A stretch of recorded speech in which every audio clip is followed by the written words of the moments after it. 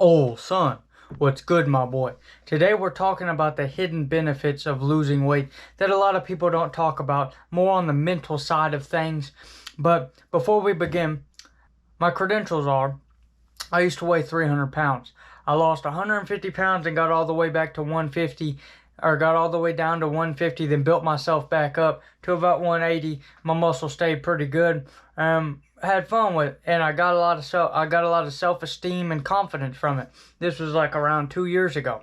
But to give a quick synopsis on how to lose weight, just so we get that out of the way, weight is put on through an excess of calories from food. Calories come from the micronutrients in food. The proteins, the fats, the carbohydrates, they all add up to a certain caloric density in the food.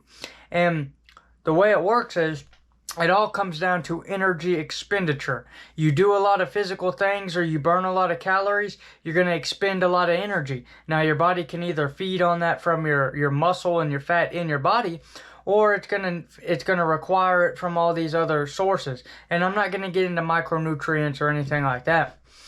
But that's basically how it works. You want to gain weight, you eat more. You want to lose weight, you eat less. You want to maintain, you eat similar thing every single day that will help you maintain the body weight. And that's just how it works. You count your calories using a food scale or read off the package of food you get or whatever it says, and you make sure it's less than your daily caloric intake, and there you go. You'll magically lose weight, and that's a promise that I'll make. Now, let's get into the meat and potatoes of this video. The hidden things about losing weight that a lot of people don't talk about. Now, a lot of these fucking skinny fat YouTubers who were like 10 pounds overweight from abs, and they just didn't have any muscle on their frame, they act like they're gurus on losing weight. They're not. I'm here to tell you 100%. They're not. They don't have the stretch marks, the like Hamses and all this. They don't have stretch marks and they don't have loose skin. They don't have those things. Those are things that hold a lot of people back from wanting to lose weight because they're scared of them. Well, I'm here to tell you it's a lot better of a quality of life than whenever you're fat as fuck, even with a little loose skin, a little stretch marks. That's your battle scars, dog. And that's the shit you have to own for the mistakes you made of laziness, sloth, and gluttony. That's one thing that if you can accept that before you lose weight, that it most likely will happen, then it won't be such a mind game. For me, the mind game came with the more weight I would lose, I still felt fat because of the loose skin and whatnot. And I was like, fuck this shit. And then I'd be like, well, I guess I'm skinny fat. So then I'd eat more and gain a lot of it back, and then have to lose it again. And that cycle went on for like 2 years. Even though I pretty much knew what I had to do. It was all mental from just seeing the loose skin. So if you get over that in the beginning, you'll be alright. Now, let's get to the main mental effect of losing weight and what is it. Now let's get to one of the main things losing weight does for you. And you can either view this as a negative or a positive depending on how lazy you are. Whenever you lose weight, you've lost a lot. You've had a lot of L's in the past of trying to lose weight or trying to do things you didn't have any accomplishments in your life that told you that you were actually doing shit good and things like that. But you start getting all this self-esteem and confidence from losing weight, and you get your first W, if you will. This W will propel you into numerous different avenues of self-improvement. I promise you, it did it for me. You start wanting to get more and more and more and more. Get better and better and better. And that's a good thing for me. But for a lot of people, they can't handle that. A lot of people, they don't like that pressure of like a complete life change. And that's the thing I'm getting at is you got to realize this is a complete life change. Unless you want to be like those people on The Biggest Loser who lose 400 pounds and then they gain it all back right after the show ends because it was like some magic crash diet with some fucking bullshit. And you want to keep the weight off? Then you got to realize that this is a lifestyle change. A change in eating and a change in the way you eat. The reason why people are fat are two causes. I don't want to hear about all the fucking endocrine bullshit, thyroid bullshit. Fuck that. You're just making excuses. The two main reasons are a sedentary lifestyle and an indulging in overeating. Now, by sedentary lifestyle, I mean they barely get any movement at all, a lot of exercise, sitting in an office all day, that type of thing. You're sedentary. And overindulging in food doesn't mean you have to eat a lot. I don't think, see, The reason why I preach calories in, calories out is it gives you a baseline understanding of what food consists of and what foods have different caloric densities than others. You think, I hear so much, I've heard so many times in the past, I don't know why I'm fat, I don't even eat that much. When normally, you watch them and they eat like a fucking pig, but there are outliers where they'll eat like a normal skinny person. But they don't understand two more things. These two more things are, they don't understand the caloric density in a lot of food. You go out to eat, and you might get a burger that at one place would be like 1,000 calories, but you go somewhere else, and it's 2,000 calories because of all the sauce and sugar and all this bullshit they put into it. And then the fries, they toss it in oil and all this shit. You have a 2,500 calorie meal right there, and then you get a Coke on top of that. There you go. And you eat 3 meals in the day, of course you're going to be fat. And then you add on top a sedentary lifestyle, of course you're going to be even fatter. It's just like a complete lack of discipline and awareness of what they are consuming in their body. That's a majority of these fat people's problems. And they get mad whenever I say this because it's the truth. They all want to act like they're like this special snowflake where I'm the only one that was cursed to be fat and you got it so good because you're skinny. Here's another thing. When you're a fat fuck and you hold a lot of excess body weight with minimal muscle on your frame at all, you do not burn a lot of calories. Someone who has 200 pounds of lean muscle on their frame could relatively, if they stay active, work out, that type of thing, eat whatever the fuck they want and never look like a fat person with tits. The reason why is the muscle on their frame, it ups their metabolic, it ups their baseline metabolic rate, which is the rate at which you burn calories and stuff like that. Your metabolism, if you will.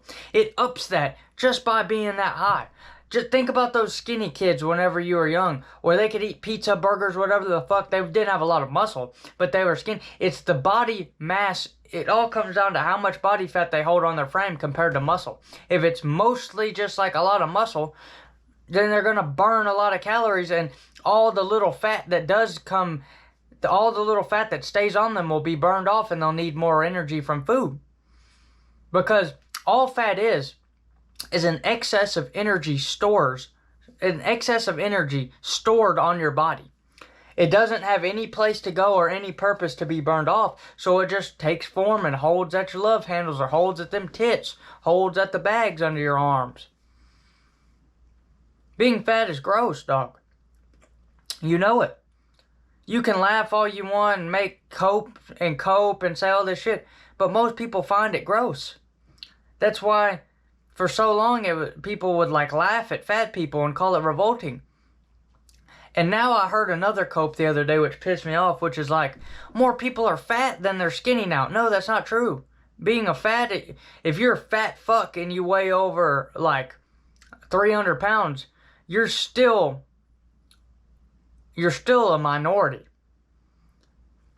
So that's why it feels so uncomfortable, is you're not completely alone, but you don't have as many supporters around you as a skinny person does. You're like one big fucking island with a gravitational pull of eyes just looking at you like, God damn. Now, enough with the insults. Back to the real shit.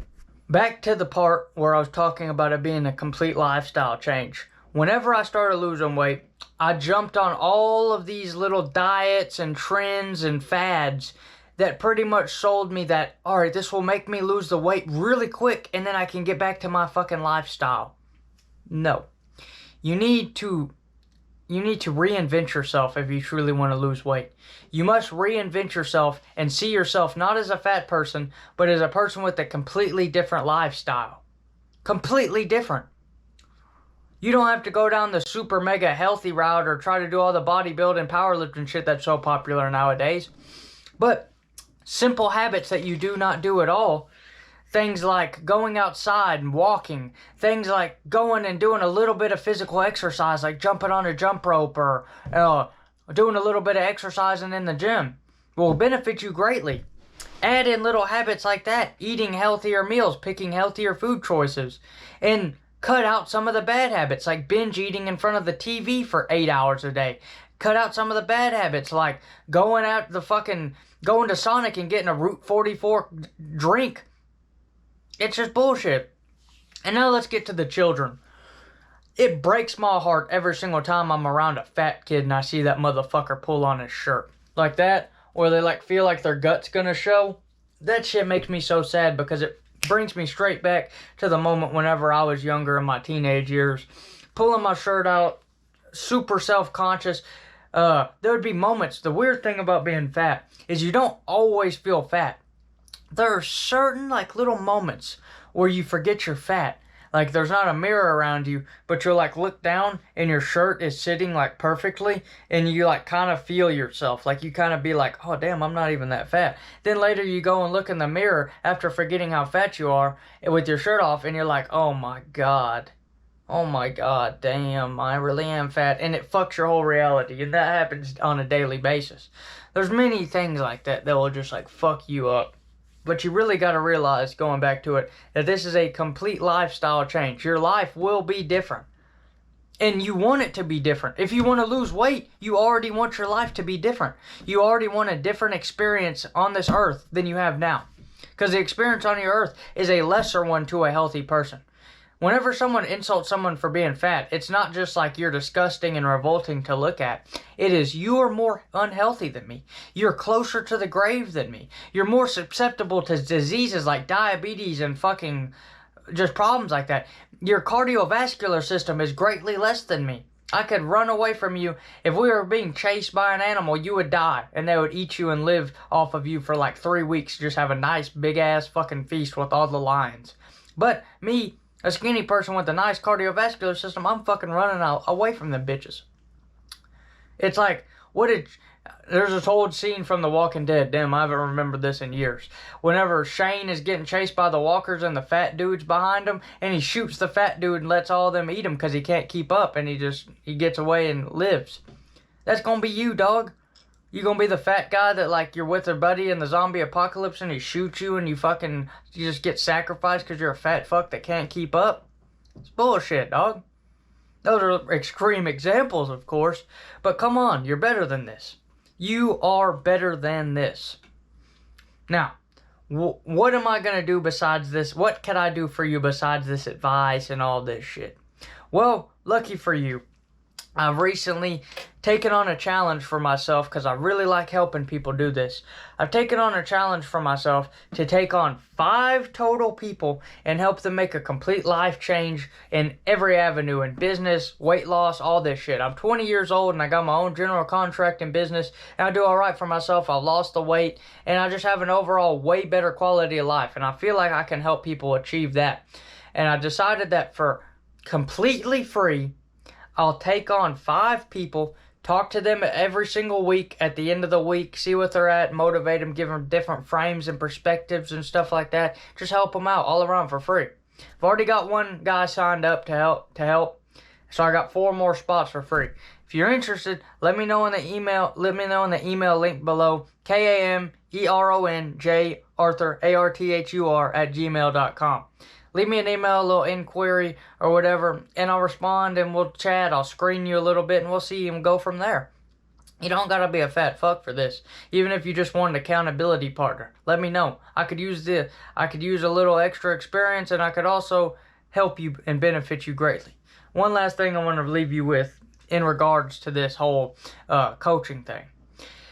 Think about learning. Why is learning so important? It takes a very long time to learn things. It takes a very long time to get experience from them and combine the learning and the experience together into wisdom. Now, if you could people pay people to fix their car. People pay people to fix a flat tire. People pay people to fix the plumbing or electricity in their apartment, because whenever this shit breaks or goes out, it halts things in their life and slows it down. So they pay someone to fix it to keep them on track. Now, why is that any different than someone going out and researching all these different perspectives, frames of mind, sciences that explain how to do these things with bettering yourself and self-help? And they develop a toolbox or reservoir of all these different things. And anytime you're struggling or having a problem, they reach into that toolbox and say, here you go, dog. I figured this out. Here's my hypothesis on what you can do. And they get you back on track and going. How is that any different than someone changing your tire? I want you to think about that. Chase paper, enjoy nature, old son. Message me on the email if you're interested. And have a great day. Let's lose some weight, people.